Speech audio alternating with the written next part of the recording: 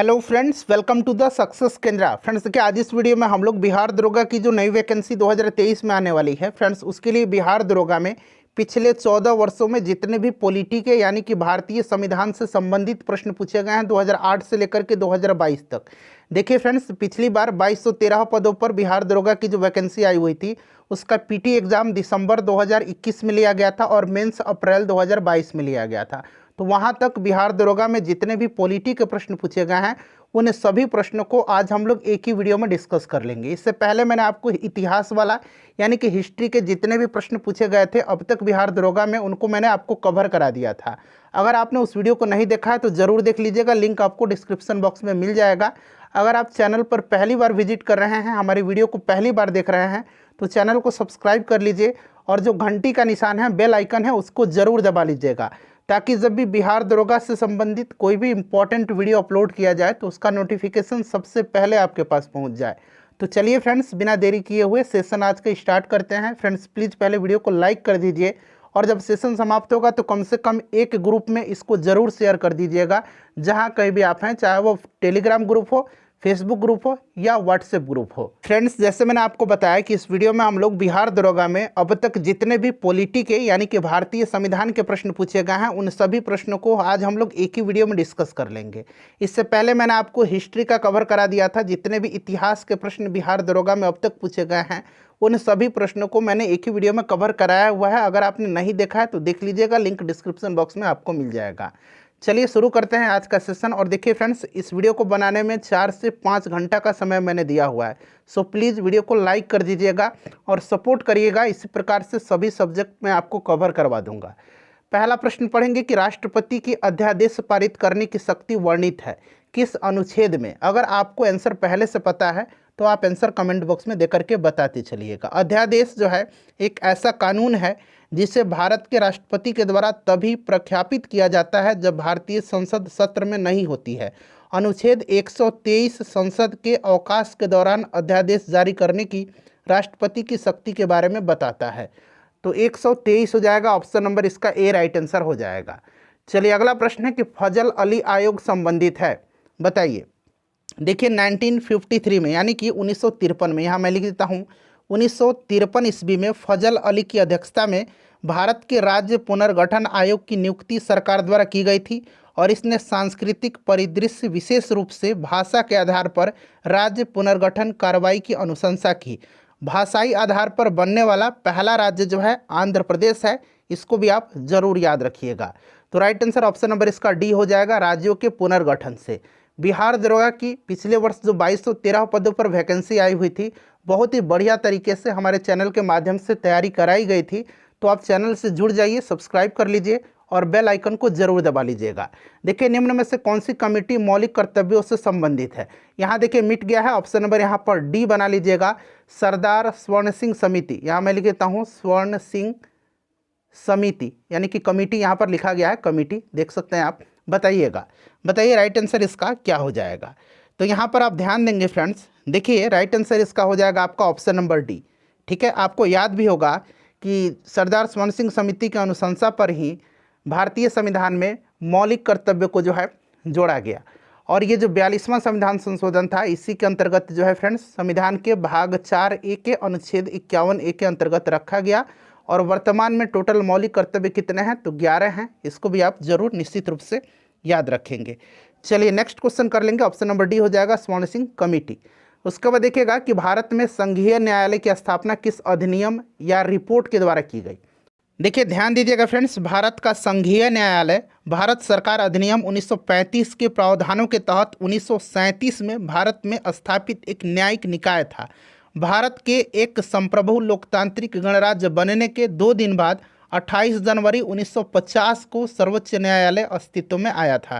तो right answer इसका हो जाएगा आपका ऑप्शन नंबर डी, भारत सरकार अधिनियम 1935। चलिए अगला प्रश्न है कि 42वें संविधान संशोधन अधिनियम ने कुछ विषय को राज्य सूची से समवर्ती सूची में डाल दिए, इनमें से कौन से नीचे गलत उल्लिखित। देखिए प्रश्न को ध्यान से पढ़िएगा, यहाँ पर पूछा गया है कि गलत उल्लिखित है। ठीक है, तो देखिए फ्रेंड्स ध्यान दीजिए, 42वें संविधान संशोधन अधिनियम जो कि 1976 में हुआ था, इसके माध्यम से 5 विषयों को राज्य सूची से समवर्ती सूची में स्थानांतरित कर दिया गया था। शिक्षा, वानिकी, वन्य जीवन एवं पक्षी संरक्षण, न्याय प्रशासन, बाट एवं माप। तो यहाँ पर आप देखेंगे तो यहाँ पर आपका वन और यहाँ पर स्थानीय सरकार जो दिया गया, स्थानीय सरकार नहीं है, इसलिए ये वाला जो युग्म है यह आपका सुमेलित है। क्लियर। चलिए आगे बढ़ेंगे, नेक्स्ट क्वेश्चन कर लेंगे कि वेबर के अनुसार निम्न में से कौन सा प्रारंभिक सत्ता का स्रोत है, बताइए। तो देखिए मैक्स वेबर के अनुसार प्रारंभिक सत्ता का स्रोत कानून होता है। कानून की सत्ता को वैधता प्रदान, कानून जो है कानून की सत्ता, कानून ही सत्ता को वैधता प्रदान करती है। तो ये आपका कानून हो जाएगा। उसके बाद देखिएगा कि भारत की संसदीय प्रणाली में शून्यकाल का आशय क्या है। शून्यकाल का जो है आशय क्या है, बताइए। राइट आंसर इसका क्या हो जाएगा। तो देखिए यहाँ पर आप ध्यान देंगे, शून्यकाल पूछा गया है। तो देखिए ध्यान से सुनिएगा, जो भी मैं आपको बता रहा हूँ उसको आपको ध्यानपूर्वक सुनना है। देखिए शून्यकाल जो होता है यह प्रश्नकाल के तुरंत बाद शून्यकाल शुरू होता है और तब तक रहता है जब तक कि दिन की कार्यसूची अर्थात सदन का नियमित कार्य शुरू नहीं हो जाती है। तो इसका राइट आंसर यहाँ पर देखिएगा क्या हो जाएगा इसका, बताइए। करेक्ट आंसर सभी ऑप्शन को मैं आपको दिखा देता हूँ, उसको आप ध्यानपूर्वक पढ़िएगा। देखिए इसका जो राइट आंसर हो जाएगा फ्रेंड्स वो आपका यहाँ पर देखिए ऑप्शन नंबर यहाँ पर बी हो जाएगा। प्रश्नकाल और कार्यसूची की अगली मद के बीच का समय जब सदस्य अध्यक्ष की अनुमति के बिना कोई विषय उठाते हैं। ऑप्शन नंबर इसका बी राइट आंसर हो जाएगा। ठीक है। चलिए उसके बाद नेक्स्ट क्वेश्चन है कि संसद की गणपूर्ति निश्चित है। संसद की गणपूर्ति जो है यह निश्चित है। तो ये आपको पता है कि सदन की सदस्यता का 10वां भाग। तो ऑप्शन नंबर इसका ए जो होगा बिल्कुल करेक्ट आंसर हो जाएगा। ठीक है। चलिए आगे बढ़ेंगे, नेक्स्ट क्वेश्चन कर लेंगे हम लोग। अगला प्रश्न है कि यहाँ मिलान करना है आपको। ठीक है, एक तरफ सूची 1 है, दूसरी तरफ सूची 2 दिया गया है। ग्राम पंचायत का गठन जो है ये किस में है, तो अनुच्छेद 40 में है। ठीक है। समान नागरिक संहिता ये फ्रेंड्स अनुच्छेद 44 में है। कृषि और पशुपालन जो है ये आपका अनुच्छेद 48 में है। कार्यपालिका और न्यायपालिका का पृथक्करण ये जो है फ्रेंड्स किस में है, अनुच्छेद 50 में है। तो फिर से मैं मिला देता हूँ, ग्राम पंचायत आपका हो जाएगा यहाँ पर देखिएगा, ग्राम पंचायत का गठन अनुच्छेद 40, समान नागरिक संहिता 44, कृषि और पशुपालन 48 और कार्यपालिका और न्यायपालिका का पृथक्करण अनुच्छेद 50 में है। तो यहाँ पर देख लीजिएगा, इसका राइट आंसर आप लोग मिला लीजिएगा, मेरे ख्याल से ऑप्शन नंबर ए हो जाएगा इसका करेक्ट आंसर। नेक्स्ट क्वेश्चन है कि भारतीय संविधान के किस संशोधन के द्वारा मंत्रिपरिषद में मंत्रियों की संख्या को सीमित किया गया, बताइए। राइट आंसर इसका क्या हो जाएगा। देखिए फ्रेंड्स, भारतीय संविधान के अनुच्छेद 72 में यह प्रावधान है कि मंत्रिपरिषद में प्रधानमंत्री सहित मंत्रियों की कुल संख्या लोकसभा के सदस्यों की संख्या के 15% से अधिक नहीं होनी चाहिए और इसे वर्ष 2003 में 91वें संविधान संशोधन अधिनियम के द्वारा जोड़ा गया था। तो ऑप्शन नंबर इसका डी राइट आंसर हो जाएगा। अगला प्रश्न है कि किस राज्य में विधान परिषद का सृजन अथवा समाप्ति की जा सकती है। ध्यान से सभी ऑप्शन को एक बार आप लोग देख लीजिएगा। ठीक है, सभी ऑप्शन आपको दिखाई दे रहे हैं। देखिए संविधान के अनुच्छेद 169 के अनुसार संसद को राज्यों की विधान परिषद के गठन अथवा विघटन करने का अधिकार है, परंतु इसके लिए प्रस्तुत विधेयक का विधानसभा में विशेष बहुमत यानी कि 2/3 से पारित होना अनिवार्य है। विधान परिषद राज्यसभा की तरह एक अस्थायी सदन है, इसे भंग नहीं किया जा सकता है। तो राज्य विधानसभा की तत्व संबंधी संकल्प को पारित कर संसद के द्वारा। ठीक है, ऑप्शन नंबर इसका सी राइट आंसर हो जाएगा। नेक्स्ट क्वेश्चन है कि निम्न में से भारतीय संविधान का या के कौन से अनुच्छेद नागरिकता से संबंधित है। तो यहाँ पर देखिए नागरिकता जो है भाग 2 में है। किस में है, भाग 2 में है, अनुच्छेद 5 से लेकर के 11 तक में। तो ऑप्शन नंबर इसका बी राइट आंसर हो जाएगा।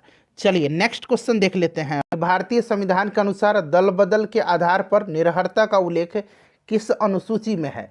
अगर आपको आंसर पहले से पता है तो आप आंसर कमेंट बॉक्स में देकर के बताते चलेंगे। साथ ही साथ जो भी मैं एक्सप्लेन करूंगा उसको ध्यान से जरूर सुनिएगा। इससे क्या होगा कि एक प्रश्न के साथ साथ आपके 2 से 3 प्रश्न जो है कवर होते चलेंगे। ध्यान दीजिएगा फ्रेंड्स, 52वां संविधान संशोधन अधिनियम जो कि 1985 में हुआ था। कब हुआ था, 1985 में हुआ था। इसके द्वारा राजनीतिक दल बदल पर अंकुश लगाने का लक्ष्य रखा गया और दल बदल विरोधी प्रावधानों को संविधान की 10वीं अनुसूची के अंतर्गत रखा गया। राइट आंसर इसका ऑप्शन नंबर बी हो जाएगा, 10वीं अनुसूची में।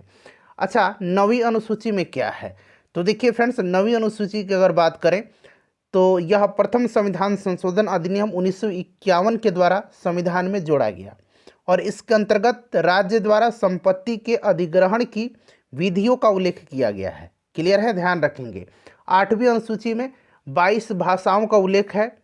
5वीं अनुसूची में जो है ध्यान देंगे, 5वीं अनुसूची में विभिन्न अनुसूचित क्षेत्रों और अनुसूचित जनजाति के प्रशासन और नियंत्रण के बारे में उल्लेख किया गया है।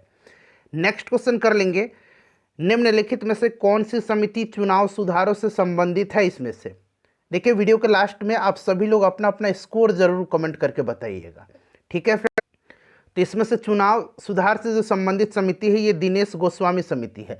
अच्छा, चुनाव सुधार से संबंधित कुछ और समिति है जैसे कि इंद्रजीत गुप्ता समिति, तारकुंडे समिति, इन सब का भी नाम ध्यान रखिएगा। उसके बाद देखिएगा जीवी के राव समिति, अशोक मेहता समिति और LM सिंधवी समिति, ये पंचायती राज से संबंधित हैं। अगला प्रश्न है हमारा कि निम्नलिखित में से यहाँ पर देखिएगा कि कौन सा कथन लोकसभा के उपाध्यक्ष के संदर्भ में सही नहीं है, ठीक है। अब यहाँ पर देखिएगा, वह लोकसभा के ही सदस्यों में से चुना जाता है, उपाध्यक्ष सही है। उपाध्यक्ष अपने पद पर लोकसभा के कार्यकाल के दौरान रहता है, ये भी सही दिया गया है। जब अध्यक्ष का पद रिक्त होता है तो उपाध्यक्ष अध्यक्ष के कार्य करता है, ये भी सही दिया गया है। ऑप्शन डी देख लीजिएगा कि जब उपाध्यक्ष लोकसभा के पीठासीन अधिकारी होते हैं तब वह प्रथमतः मत दे सकते हैं, यही गलत दिया गया है। वह प्रथमतः मत नहीं देगा, जब वह पीठासीन अधिकारी है उसको निर्णायक मत देने का अधिकार रहता है, यानी कि वह निर्णायक मत दे सकता है। तो ऑप्शन नंबर डी ही गलत है और ऑप्शन नंबर डी ही इसका राइट आंसर हो जाएगा। पूछा गया कि सही नहीं है, तो option number D right answer हो जाएगा। नेक्स्ट क्वेश्चन हमारा कि राज्य विधायिका में धन्य विधेयक को केवल किसकी पूर्व सिफारिश पर प्रस्तुत किया जा सकता है?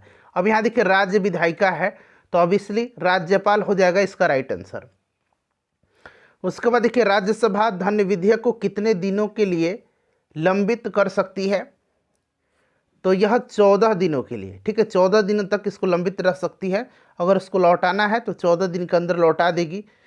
चलिए अगला प्रश्न है हमारा कि भारतीय संविधान के अनुसार मानव का दुर्व्यापार और बलात् श्रम निषेध है, यह कौन से अनुच्छेद में वर्णित है?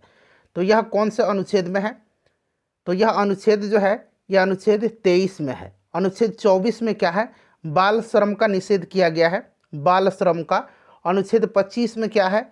तो इसके तहत अंतःकरण की धर्म को अबाध रूप से मानने, आचरण और प्रचार प्रसार करने की स्वतंत्रता है। अनुच्छेद 26 में धार्मिक कार्यों के प्रबंधन की स्वतंत्रता है। तो इन सबको ध्यान रखिएगा। भारत के प्रथम लोकपाल तो ये PC घोष हैं, पिनाकी चंद्र घोष, राइट आंसर हो जाएगा। सारे के सारे इंपॉर्टेंट क्वेश्चन है। देखिए उद्देशिका में समाजवादी एवं धर्मनिरपेक्ष शब्द जोड़े गए किस संविधान संशोधन के द्वारा? तो फ्रेंड्स यह 42वां संविधान संशोधन था जो कि 1976 में हुआ था। इसको लघु संविधान, हिंदी में लघु संविधान, अंग्रेजी में मिनी कॉन्स्टिट्यूशन कहा जाता है। नेक्स्ट क्वेश्चन हमारा कि कोई व्यक्ति अगर राज्य विधायिका का सदस्य नहीं है, ध्यान से पढ़िएगा, तो वह कितने समय के लिए मुख्यमंत्री नियुक्त किया जा सकता है?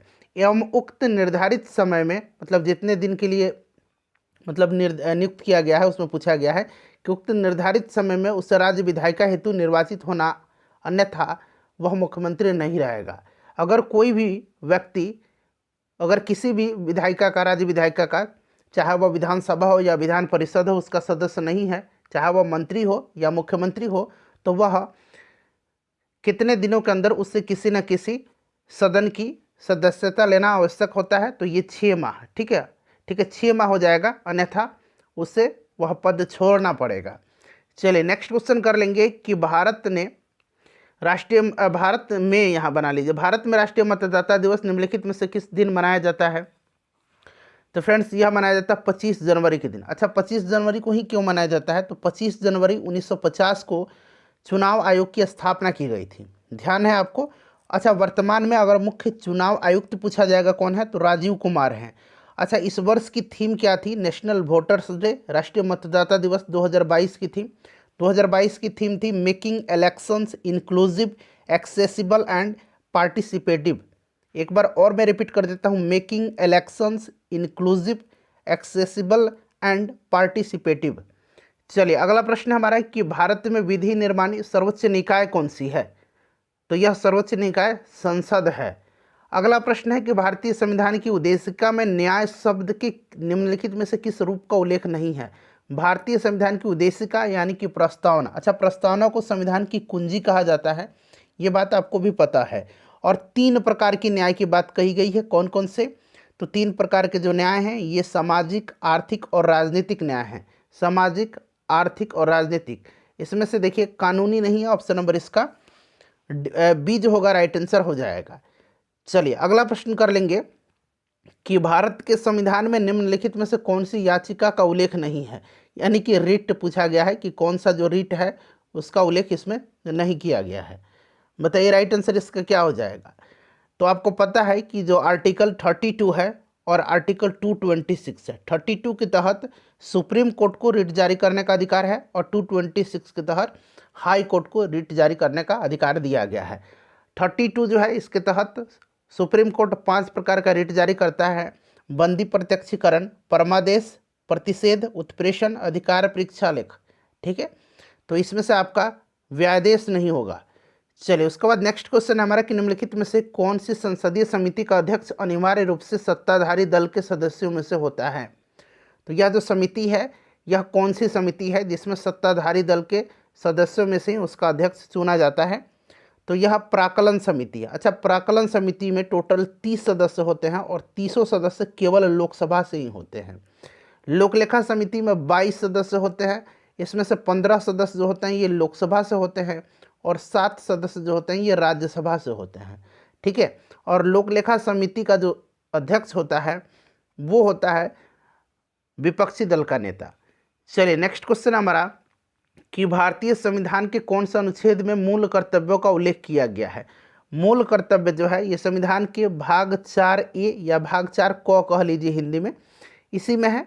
और अनुच्छेद 51 क में इसको रखा गया है या अनुच्छेद 51A कही अंग्रेजी में इसमें रखा गया है। टोटल कितने मूल कर्तव्य हैं? फंडामेंटल ड्यूटीज़ तो 11 हैं। ठीक है, इसको भी ध्यान रखिएगा। चलिए 42वां संविधान संशोधन जो हुआ था 1976 में, इसके तहत ही सरदार स्वर्ण सिंह समिति की अनुशंसा पर इसको रखा गया है संविधान में। उसके बाद चलिए नेक्स्ट क्वेश्चन है कि भारत में प्रधानमंत्री।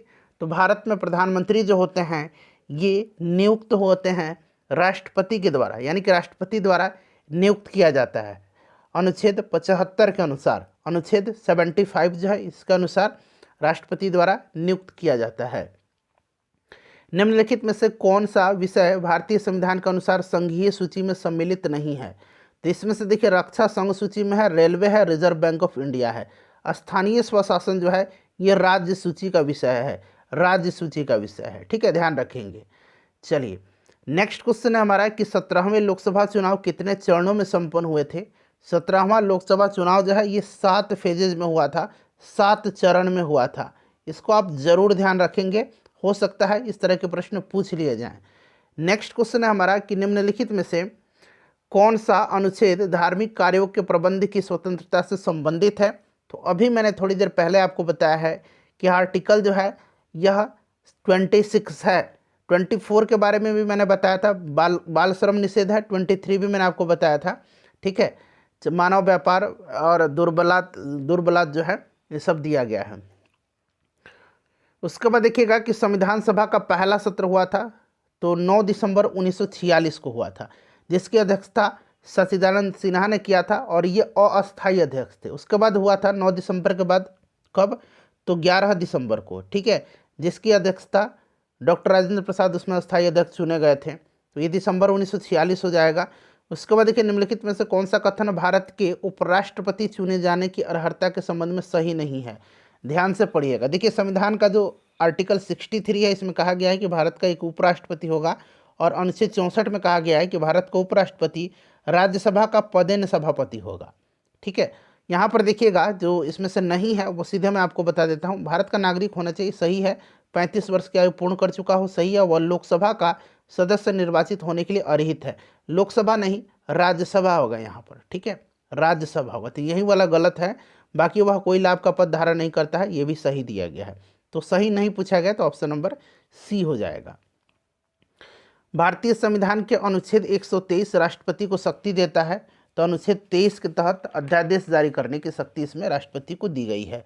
यहाँ पर देखेंगे संसद की विश्रांति काल में अध्यादेश जारी करने की। अगला प्रश्न है कि निम्नलिखित में से कौन 29 अगस्त 1947 को गठित प्रारूप समिति के सदस्य नहीं थे। अच्छा, प्रारूप समिति जो थी इसके अध्यक्ष कौन थे, तो भीमराव अंबेडकर थे। टोटल 7 सदस्य थे इसमें। कौन कौन से, तो अल्लादी कृष्ण स्वामी अय्यर, एन गोपाला स्वामी, बाबा साहब अम्बेडकर जो थे ये अध्यक्ष थे, के एम मुंशी थे, उसके बाद सैयद मोहम्मद सादुल्ला थे, उसके बाद बी एल मित्र थे और डी पी खेतन थे। राजेंद्र प्रसाद नहीं थे। ठीक है, राजेंद्र प्रसाद जो थे ये संचालन समिति के अध्यक्ष थे। नेक्स्ट क्वेश्चन है, किसी भी राजनीतिक दल को राष्ट्रीय दल बनने के लिए कितने राज्यों में मान्यता जरूरी है, तो ये 4 राज्य हो जाएगा इसका राइट आंसर।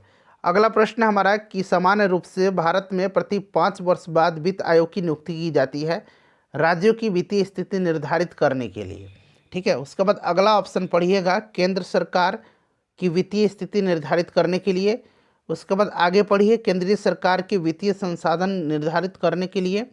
और आखिरी ऑप्शन जो है, केंद्रीय अनुदान और संघ के राजस्व में राज्यों का अंश निर्धारित करने के लिए। तो ये वाला ऑप्शन डी जो है ये आपका सही दिया गया है। ठीक है, केंद्रीय अनुदान और संघ के राजस्व में राज्यों का अंश निर्धारित करने के लिए। ऑप्शन नंबर इसका डी राइट आंसर हो जाएगा। थोड़ा सा यहाँ पर आइएगा, देखिए प्रत्येक 5 वर्ष बाद वित्त आयोग का गठन किया जाता है। वर्तमान में 15वां वित्त आयोग चल रहा है। एन के सिंह इसके अध्यक्ष हैं और वित्त आयोग के गठन का प्रावधान आर्टिकल 280 में दिया गया है। आगे इसके बारे में और डिटेल में हम लोग पढ़ेंगे।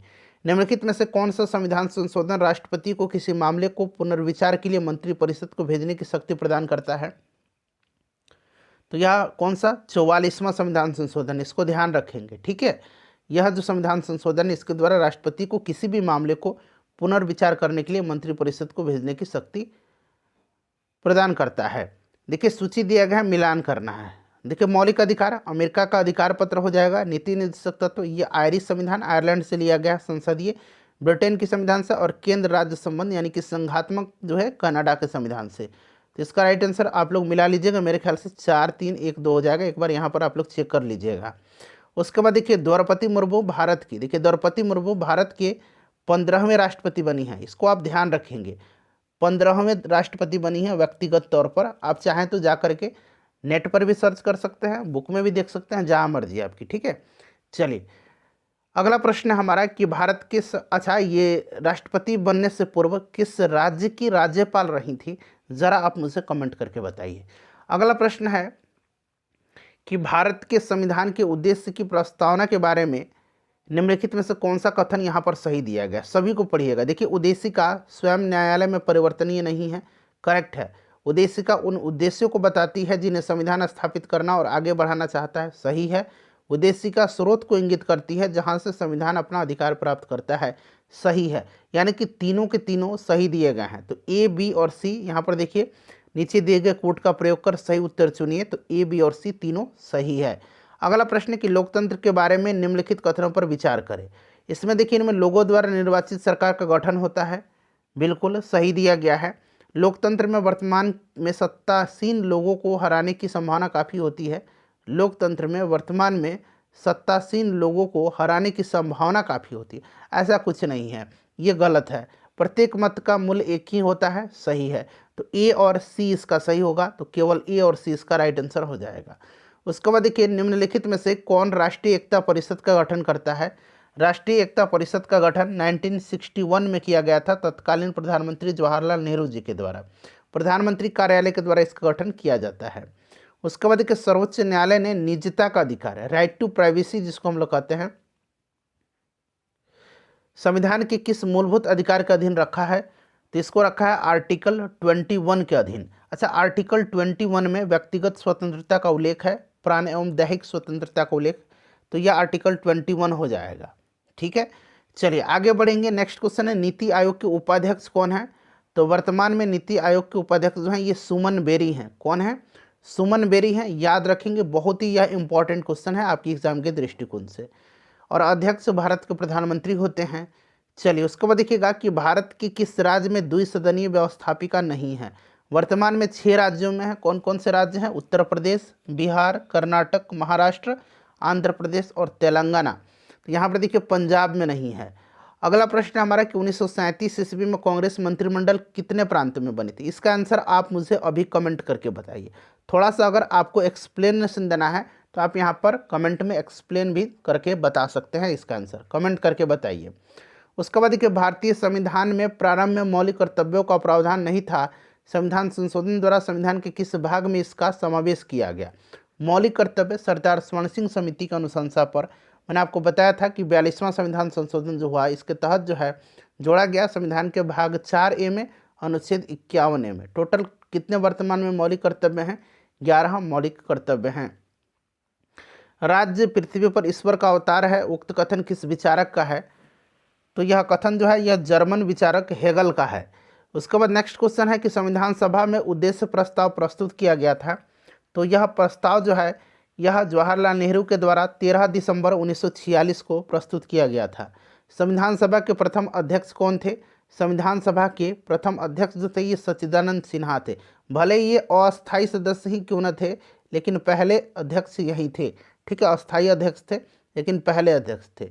चलिए, उसके बाद नेक्स्ट क्वेश्चन है हमारा कि किस भारतीय, उसके बाद देखिए थोड़ा सा जान लीजिए, ये 9 दिसंबर 1946 को जो बैठक हुई थी इसी में ये अध्यक्ष थे, अस्थायी अध्यक्ष थे। उसके बाद 11 दिसंबर 1946 को जो बैठक हुई थी उसमें डॉक्टर राजेंद्र प्रसाद को अस्थायी अध्यक्ष चुना गया था। तो पहला पूछा गया तो सच्चिदानंद सिन्हा होगा।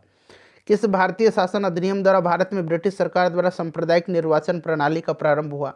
यह आपको भी पता है, 1909 का मार्ले मिंटो सुधार अधिनियम के द्वारा। निम्नलिखित में से क्या भारत का नागरिक बनने के लिए आवश्यक नहीं है? अच्छा, नागरिकता का प्रावधान जो है यह संविधान के किस भाग में है बताइए? तो फ्रेंड्स ध्यान दीजिएगा, देखिए नागरिकता का जो प्रावधान है यह संविधान के किस भाग में है? तो ध्यान रखना आपको, संविधान के भाग 2 में है। ठीक है, भाग 2 में अनुच्छेद 5 से लेकर के 11 तक में है। क्लियर है? चलिए, राइट आंसर इसका हो जाएगा अधिगृहित संपत्ति। ठीक है, आवश्यक नहीं है। बाकी वंशानुक्रम, जन्म और देशीयकरण ये आपका राइट आंसर हो जाएगा। चलिए, उसके बाद नेक्स्ट क्वेश्चन कर लेंगे। अगला प्रश्न है हमारा कि लोकसभा का अध्यक्ष अपना त्यागपत्र किसे संबोधित करेगा? तो ये ऑब्वियसली उपाध्यक्ष को, और उपाध्यक्ष लोकसभा के अध्यक्ष को अपना त्यागपत्र देता है। कौन से मूल अधिकार केवल भारतीय नागरिकों को है? तो ये मूल अधिकार जो है ये 15 है अनुच्छेद, अनुच्छेद 15, अनुच्छेद 16, अनुच्छेद 19 और 29। अनुच्छेद 15 धर्म, जाति, मूल वंश, लिंग, वंश इन सब के आधार पर भेदभाव का निषेध है। 16 में क्या है? तो लोक नियोजन के विषय में अवसर की समानता है। 19 में स्वतंत्रता है, स्वतंत्रता का अधिकार। और 29 में जो है अल्पसंख्यक वर्गों की हितों का संरक्षण है। ऑप्शन नंबर ई हो जाएगा राइट आंसर। इसमें से सही कथन आपको चुनना है। देखिए, राज्यसभा में यहाँ पहले 12 बनाइए आप। ठीक है, पहले यहाँ पर आप 12 बना लीजिए, क्योंकि इसमें मैं पहले आपको बता देता हूँ। 11 सदस्य जो है राज्यसभा में राष्ट्रपति को मनोनीत करते हैं, ये गलत है, 12 करते हैं। प्रत्याशी जो उसी राज्य का होना चाहिए जहाँ से वह राज्यसभा का चुनाव लड़ रहा है। ठीक है, तो यहाँ पर आप देखिए, यहाँ पर जो है ये भी आपका गलत दिया गया है। राज्यसभा को भंग किया जा सकता है, बिल्कुल नहीं। लोकसभा में राष्ट्रपति 2 सदस्य मनोनीत करते हैं, तो अब ये खत्म हो गया, पहले होता था। ठीक है, तो पहले ये होता था, अब ये भी खत्म कर दिया गया, एंग्लो इंडियन वाला। यहाँ पर अगर आप 12 बना लेंगे तो ये वाला प्रश्न जो है, ये वाला ऑप्शन जो है आपका सही हो जाएगा। ठीक है, वैसे इसमें से कोई सही नहीं दिया गया है, लेकिन अगर यहाँ पर आप 12 बनाते हैं तो ये वाला स्टेटमेंट सही होगा। चलिए, उसके बाद देखिएगा सही कथन चुनना है इसमें से। अब यहाँ पर देखिए, वित्त आयोग संवैधानिक निकाय है, बिल्कुल है। संविधान का अनुच्छेद 280 में इसका जिक्र किया गया। वित्त आयोग को संसद नियुक्त करती है, गलत है। राष्ट्रपति के द्वारा नियुक्त किया जाता है। वित्त आयोग में 5 सदस्य होते हैं, बिल्कुल ये भी सही दिया गया। एक अध्यक्ष होता है और 4 सदस्य होते हैं, तो इस प्रकार से देखा जाए तो ये 5 सदस्यीय आयोग है, तो ये भी सही दिया गया है। हर 6 वर्ष बाद वित्त आयोग अपनी रिपोर्ट पेश करता है, ये भी गलत है। तो सही पूछा गया तो सही ए भी है और सी भी मेरे हिसाब से सही है। चलिए, उसके बाद नेक्स्ट क्वेश्चन है कि राज्यसभा में गणपूर्ति हेतु कितने सदस्यों की आवश्यकता होती है? तो ये 25 हो जाएगा इसका राइट आंसर। ठीक है, अधिकतम सदस्य संख्या राज्यसभा में कितना है? तो 250 है। तो गणपूर्ति कितना हो जाएगा? 1/10 होता है ना, तो देख लीजिए 25 इसका राइट आंसर हो जाएगा। उसके बाद नेक्स्ट क्वेश्चन है संसद की प्राक्कलन समिति। तो यह अस्थायी समिति होती है। प्राक्कलन समिति के बारे में अभी मैंने आपको बताया था कि इसमें 30 सदस्य होते हैं केवल लोकसभा से। वित्त आयोग के संदर्भ में गलत कथन सुनिए। वित्त आयोग द्वारा की गई सिफारिश राष्ट्रपति पर बाध्यकारी होती है, ये गलत है। बाध्यकारी नहीं होती है। ठीक है, उसके बाद देखिए वित्त आयोग के अध्यक्ष पद के लिए योग्यता संविधान में निर्धारित की गई है, ये भी गलत दिया गया है। ठीक है, ये भी जो है गलत दिया गया है, ये योग्यता निर्धारित नहीं किया गया, संसद के अधिनियम द्वारा ऐसा बनाया गया है, तो ये भी गलत है। अभी तक 15 वित्त आयोग का गठन किया जा चुका है, बिल्कुल सही है। NK सिंह अध्यक्ष हैं, संविधान का अनुच्छेद 280 के अनुसार वित्त आयोग के गठन का प्रावधान है, ये भी सही है। तो गलत चुना गया, पूछा गया, तो ये भी गलत है, ये भी गलत है। तो मेरे हिसाब से ए और बी दोनों इसका राइट आंसर होना चाहिए। उसके बाद देखिए निम्नलिखित में से कौन सी शर्त 1813 ईस्वी के चार्टर एक्ट का अंग नहीं था। अब यहाँ पर ध्यान से पढ़ेंगे आप तो देखेंगे कि ईस्ट इंडिया कंपनी का भारत में व्यापारिक अधिकार पूर्ण रूप से समाप्त कर दिया गया, इसके द्वारा नहीं किया गया, ये 1833 के चार्टर एक्ट के द्वारा जो है कंपनी के व्यापारिक अधिकार को पूर्णतः समाप्त कर दिया गया था। ठीक है, चलिए, तो ऑप्शन नंबर बी जो है ये सही नहीं दिया गया है। उसके बाद देखिएगा कि चीन से कंपनी का चाय का व्यापार सुरक्षित है, इसको ध्यान रखेंगे, ये सही दिया गया है। ठीक है, तो अंग नहीं था, तो ऑप्शन नंबर बी हो जाएगा इसका। उसके बाद देखिए उच्चतम न्यायालय इनकी सुप्रीम कोर्ट के न्यायाधीश के अवकाश ग्रहण करने की उम्र कितनी है, तो ये फ्रेंड्स 65 वर्ष है। ठीक है, 65 वर्ष, option number C right answer हो जाएगा। चलिए अगला प्रश्न हमारा कि इनमें से कौन भारत के राष्ट्रपति द्वारा नियुक्त नहीं होते हैं, तो भारत के उपराष्ट्रपति हो जाएगा इसका राइट आंसर। अगला प्रश्न हमारा बाकी सभी राष्ट्रपति के द्वारा नियुक्त होते हैं, राजदूत, प्रधानमंत्री और मुख्य न्यायाधीश, option number D right answer हो जाएगा इसका। विभिन्न राजनीतिक दलों की स्वीकृति राष्ट्रीय पार्टी अथवा अन्य प्रादेशिक पार्टी के रूप में कौन प्रदान करता है, तो ये निर्वाचन आयोग, चुनाव आयोग करता है। बिहार के मुख्यमंत्री अभी कौन है, तो नीतीश कुमार जी हैं, ये 8वीं बार अभी बिहार के मुख्यमंत्री बने हैं। आरजेडी के साथ इन्होंने गठबंधन किया हुआ है, आरजेडी और जेडीयू का गठबंधन है, और ये 8वीं बार जो है मुख्यमंत्री बने हैं। 8वीं बार, ये 8वीं बार आपको याद रखना है। भारतीय संविधान के अनुसार राज्य का कार्यकारी अध्यक्ष, यहाँ थोड़ा संघ बना लीजिए, संघ का कार्यकारी अध्यक्ष ये राष्ट्रपति होगा, और अगर प्रश्न में राज्य का कार्यकारी अध्यक्ष पूछा है तो राज्य का, उस राज्य का राज्यपाल होता है। ठीक है, राज्यपाल होता है। भारतीय नागरिकों के मौलिक कर्तव्य फंडामेंटल ड्यूटीज 11 है, अभी थोड़ी देर पहले मैंने आपको बताया है। राज्यसभा में सदस्यों की अधिकतम संख्या, तो ये भी मैंने बताया 250 होती है। रामनाथ कोविंद राष्ट्रपति पद के प्रत्याशी बनाए जाने के समय किस राज्य के राज्यपाल के पद पर आसीन थे, तो ये बिहार के थे। अभी मैंने द्रौपदी मुर्मू के बारे में आपसे पूछा है, वो आप कमेंट करके बताइएगा। बिहार का द्वितीय राजभाषा, तो द्वितीय पूछा है तो उर्दू हो जाएगा। राजभाषा हिंदी है, द्वितीय उर्दू। उसके बाद देखिएगा कि बिहार के मुख्यमंत्री की नियुक्ति किसने की, तो ऑब्वियसली ये क्वेश्चन था है कि मुख्यमंत्री की नियुक्ति किसके द्वारा की जाती है, तो उस जो संबंधित राज्य है वहाँ के राज्यपाल के द्वारा, तो ये बिहार के राज्यपाल हो जाएगा, क्योंकि बिहार के मुख्यमंत्री पूछा गया है। भारत के उपराष्ट्रपति का चुनाव करने वाले सदस्य होते हैं, यहाँ देखिए उपराष्ट्रपति पूछा है, बताइए इसका राइट आंसर क्या हो जाएगा। तो उपराष्ट्रपति में लोकसभा के और राज्यसभा के सदस्य होते हैं, यहाँ पार्लियामेंट ऑप्शन में दिया गया है।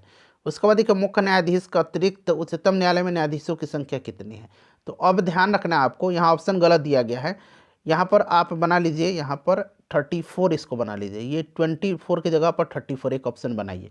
अभी वर्तमान में क्या है कि 33 जो है न्यायाधीश हैं और एक मुख्य न्यायाधीश है, तो इस प्रकार से टोटल न्यायाधीशों की संख्या कितनी हो गई, 34 हो जाएगी। ठीक है, चलिए उसके बाद आगे बढ़ेंगे कि भारत है एक, तो भारत एक धर्मनिरपेक्ष राष्ट्र है। जो सदस्य लोकसभा के अध्यक्ष का चुनाव करते हैं वो होते हैं लोकसभा के अध्यक्ष, लोकसभा के सदस्य ही चुनते हैं, तो लोकसभा के हो जाएगा। भारत के राष्ट्रपति जिन सदस्यों द्वारा चुने जाते हैं वे होते हैं। अब राष्ट्रपति है तो राष्ट्रपति पार्लियामेंट भी होगा और राज्यों की विधानसभाओं के सदस्य, यानी कि लोकसभा, राज्यसभा, पार्लियामेंट हो गया और राज्यों की विधानसभा हो गया, ऑप्शन नंबर सी हो जाएगा। पंचायती राज लागू किया गया था, तो यह पंचायती राज की शुरुआत 2 अक्टूबर 1959 को किया गया था तत्कालीन प्रधानमंत्री पंडित जवाहरलाल नेहरू जी के द्वारा। उपचुनाव कराया जाता है तो कभी भी करा लिया जाता है। अब देखते हैं कि जो इलेक्शन कभी कभी बीच में होता है उपचुनाव, ये कभी भी हो जाता है, जहाँ सीट खाली रहता है, अगर वहाँ के जो विधायक हैं, वहाँ के सांसद हैं, अगर उनकी आकस्मिक मृत्यु हो जाती है या फिर वो त्याग पत्र दे देते हैं, तो उस कंडीशन में कभी भी होता है। उसके बाद देखिएगा कि राज्यसभा की बैठक करने के लिए कोरम क्या है। राज्यसभा तो 25 सदस्य हो जाएगा, दोबारा से ये रिपीट हुआ है। भारत के संघ की राजभाषा के रूप में हिंदी को किस वर्ष अपनाया गया। हिंदी को अपनाया गया था 1949 में, ठीक है, 14 सितंबर 1949 को, याद रखेंगे। राजभाषा देवनागरी में लिखी गई हिंदी भाषा है। उसके बाद लिखिएगा कि भारत के निम्नलिखित में से किस राज्य में द्विसदनीय विधायिका नहीं है? तो बिहार में है, तेलंगाना में है, कर्नाटक में है, पंजाब में नहीं है। चलिए उसके बाद देखिएगा 6 राज्यों में है, मैंने आपको बताया है। भारत में निम्नलिखित में से कौन एक संवैधानिक निकाय है? संवैधानिक निकाय इनमें से वित्त आयोग है, क्योंकि आर्टिकल 280 अनुच्छेद जो है संविधान का, उसमें इसका जिक्र है। निम्नलिखित में से कौन सा कथन लोकसभा के बारे में सही दिया गया है? अब देखिए लोकसभा के बारे में, यहाँ पर भारत के संविधान में द्विसदनीय संसद का यह ऊपरी सदन है, गलत दिया गया है, निचला सदन है। भारत के संविधान द्वारा आवंटित सदन की अधिकतम संख्या 545, ये भी गलत है, अधिकतम 550 हो गया, क्योंकि 2 एंग्लो इंडियन को हटा दिया गया है। भारत के राष्ट्रपति द्वारा एंग्लो इंडियन समुदाय के 2 सदस्यों को नामित किया जाता है, क्योंकि अब ये हटा दिया गया, इसीलिए अब ये 550 हो गया, क्योंकि पहले 552 था, अब ये 550 हो गया है। तो ये भी गलत, ये भी गलत, ये भी गलत। लोकसभा के सदस्य 4 वर्षों के लिए अपना सीट रखते हैं, ये भी गलत, 5 वर्षों के लिए। तो कोई भी इसमें सही नहीं है, ठीक है। अगर यहाँ पर आप निचला सदन बना लेंगे, सपोज मैंने सब कुछ बता ही दिया आपको, तो ये वाला सही होगा। यहाँ अगर आप 550 बना लेते हैं तो ये वाला सही हो जाएगा। यहाँ अगर 5 वर्ष बना लेते हैं तो ये वाला सही हो जाएगा। फिर गलत कथन ये वाला हो जाएगा। चलिए उसके बाद देखिएगा कि मौलिक अधिकार जो केवल भारतीय नागरिकों के लिए उपलब्ध है, मैंने बताया था अभी कि आर्टिकल 15, 16, 19 और 29, ऑप्शन नंबर डी हो जाएगा उपरोक्त सभी। निम्नलिखित में से कौन सा संशोधन भारत के मिनी संविधान के रूप में जाना जाता है? तो मिनी संविधान, लघु कॉन्स्टिट्यूशन, मैंने आपको बताया था 42वां संविधान संशोधन अधिनियम, जो कि 1976 में हुआ था। अगला प्रश्न है कि भारत के महान न्यायवादी की नियुक्ति कौन करता है? महान न्यायवादी की नियुक्ति जो है ये राष्ट्रपति द्वारा की जाती है। राष्ट्रपति के प्रसाद पर्यंत यह पद धारण करता है। भारतीय संविधान का अनुच्छेद 76 में इसका वर्णन है। और ये अटर्नी जनरल ऑफ इंडिया जो होता है, भारत का महान न्यायवादी, सर्वप्रथम भारत सरकार का विधि अधिकारी होता है। महान न्यायाधीश को हटाने का अधिकार संसद को नहीं है। भारत के प्रथम महान न्यायवादी MC सीतलवाड़ थे, वर्तमान में R वेंकटरमणी हैं। ये सब ध्यान रखना आपको। उसके बाद कि भारत के राष्ट्रपति अपना त्यागपत्र किसे सौंपेगा? तो यह उपराष्ट्रपति को, और उपराष्ट्रपति राष्ट्रपति को। राज्य मंत्रिपरिषद किसके प्रति उत्तरदायी है? राज्य मंत्रिपरिषद, तो यह विधानसभा के प्रति। वहीं अगर केंद्र में पूछता तो मंत्रिपरिषद लोकसभा के प्रति उत्तरदायी होती है। भारत के महान न्यायवादी को कौन हटा सकता है? तो क्योंकि अभी मैंने बताया कि राष्ट्रपति के प्रसाद पर्यंत यह पद धारण करता है, तो ये राष्ट्रपति हटा सकता है। पटना हाई कोर्ट की स्थापना कब हुई थी? तो ये 1916 में हुई थी, 1916 में। बिहार में लोकसभा सीटों की संख्या, लोकसभा की 40, राज्यसभा का पूछेगा तो कितना बताइएगा? राज्यसभा का 16, कितना है? राज्यसभा की सीटों की संख्या 16 है। विधानसभा का 243 है। विधान परिषद का 75 है। चलिए उसके बाद देखिएगा कि राज्यसभा का सदस्य निर्वाचित होने के लिए आवश्यक न्यूनतम उम्र सीमा। अब प्रश्न पढ़िएगा बढ़िया से। राज्यसभा, कभी कभी आपको जल्दीबाजी में लोकसभा पढ़ा जाएगा, तो राज्यसभा 30 वर्ष और लोकसभा 25 वर्ष। अगला प्रश्न हमारा कि भारत के राष्ट्रपति को पद से कौन हटा सकता है? तो यह महाभियोग की प्रक्रिया के द्वारा संसद हटा सकता है। उसके बाद देखिए एक व्यक्ति जो ग्राम पंचायत की सदस्यता के लिए चुनाव लड़ना है, उसकी उम्र कितनी होनी चाहिए? तो इसकी उम्र 21 वर्ष या उससे ऊपर होना चाहिए। चुनाव लड़ना चाहता है वो, ठीक है, ध्यान रखना आपको। उसके बाद देखिए राज्यसभा और लोकसभा की संयुक्त बैठक कौन बुलाता है? तो राष्ट्रपति बुलाते हैं। उसके बाद देखिएगा कि R वेंकटरमणी निम्नलिखित में से किस महत्वपूर्ण पद पर आसीन है? तो अभी मैंने बताया आपको अटॉर्नी जनरल